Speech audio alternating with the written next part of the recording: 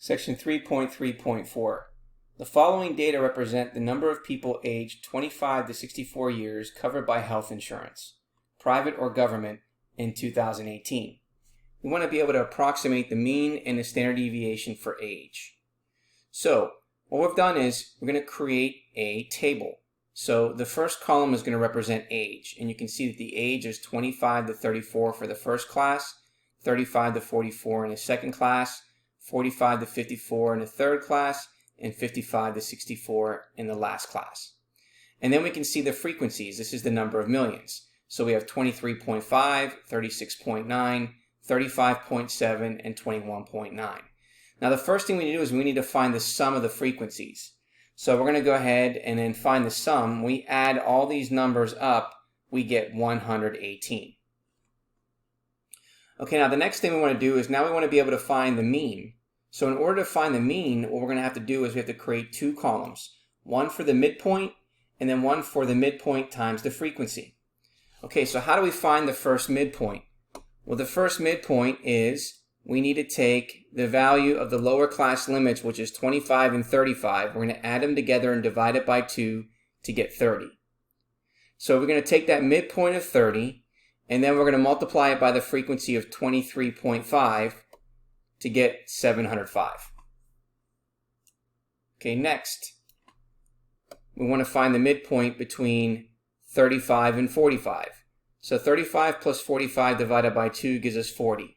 So therefore the midpoint is 40, and we're going to multiply it by the frequency of 36.9 to get 1,476. Okay, next we have 55 and 45, and we're going to add those together divided by 2 to get the midpoint of 50. So we're going to take the midpoint of 50, multiply it by the frequency of 35.7 to get 1,785. Okay, now what would the next class then be, or the next lower class limit? Well, the next lower class limit would then be 65, and that would be to 74. So what we want to do is we're going to find the last midpoint between 55 and 65. So we're going to take 55 plus 65 and divide that by 2 to get 60. So the midpoint is going to be 60. We're going to multiply it by the frequency of 21.9 to get 1,314. Okay, now going to this formula, what we want to do is we're finding the population mean. Okay, so this represents the population mean. So if we're following the population mean, we're going to use this formula. So in a denominator, we should have the sum of the frequencies. So we know what the sum of the frequencies are. Now, in the numerator, we need to find the sum of this last column. So in order to find the sum of this last column, we're going to add 705 plus 1,476 plus 1,785 plus 1,314 to give us the total of 5,280. And that's going to be what we have in the numerator. So in our numerator, we have 5,280, and we're going to divide it by the sum of the frequencies. And so when we do that, we get 44.745676271, and we're going to round that to 2 decimal places. Round that to 2 decimal places gives us the population mean to be 44.75.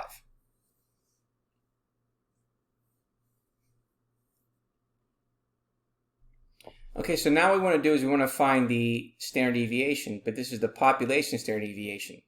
So we're going to create a new column. Okay, so we have a new column that represents the population mean, and then the next column is the midpoint minus the population mean. And then over here, we're going to take whatever we get in this column, square it, and then multiply it by its frequency. So the first thing we're going to do is determine, okay, what is the population mean? Well, we determined the population mean is 44.75. So we're going to fill in this column to be the population mean of 44.75. Okay, now in the next column, what we're going to do is we're going to take the midpoint, and then we're going to subtract the population mean to get negative 14.75.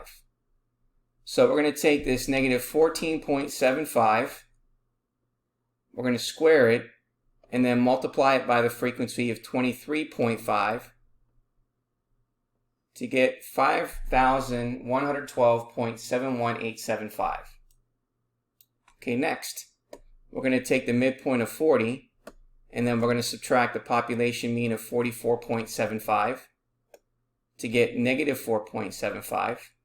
We're going to take negative 4.75 and square it, multiply it by its frequency of 36.9 to give us 832.55625.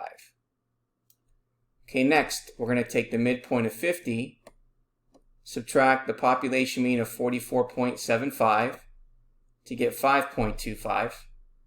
We're going to take 5.25 and square it, multiply it by the frequency of 35.7 to get 983.98125.